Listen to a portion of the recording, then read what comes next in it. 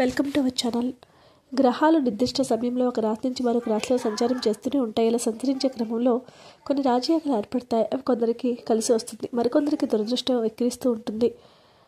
నవగ్రహాల్లో కీలక గ్రహమైన శుక్రుడు సంపదకు, ఐశ్వర్యానికి, అందానికి, విలాసానికి, జీవితానికి కారకుడు. ఈ నెల 28వ తేదీన శుక్రుడు మీనరాశిలో సంచరిస్తాడు. అప్పటి నుంచి మే 31వ తేదీ వరకు అక్కడే ఉంటారు. ఈ యొక్క ప్రభావం వల్ల రాశుల వరకు విపరీతంగా కలిసి వస్తుంది. ఆ రాశులు ఏంటో తెలుసుకునే ప్రయత్నం చేద్దాం. ముఖ్యంగా ఈ నెల 28న అమావాస్య.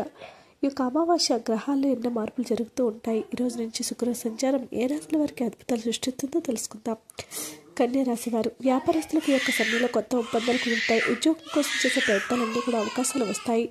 అదృష్టం తోడటం వల్ల కుటుంబంలో సంతోషం వెలువరిస్తుంది. ప్రయాణాలు చేస్తారు, వాటి నుంచి లాభాలను పొందబోతున్నారు.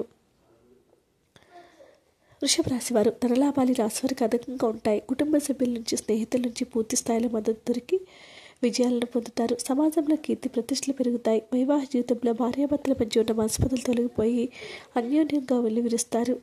మిథున రాశి వారికి శుక్రుడి సంచారం విపరీతంగా కలిసి వస్తుంది. ఉద్యోగస్తులకు కొత్త అవకాశాలు వస్తాయి. వ్యాపారస్తులకు తమ వ్యాపారంతో పాటు కొత్త వాటిని ప్రారంభిస్తారు. ఉద్యోగస్తులకు వేతనం పెరుగుతుంది. సమాజంలో గౌరవ మర్యాదలు పెరుగుతాయి. కుంభరాశి వారికి యొక్క సమయంలో డబ్బులు బాగా కలిసి వస్తాయి.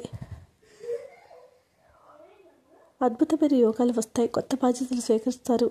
వ్యాపారస్తులకు లాభాలు పెరుగుతాయి. వాటిని జాగ్రత్తగా పెట్టుబడి పెడితే అద్భుతంగా ఉంటుంది.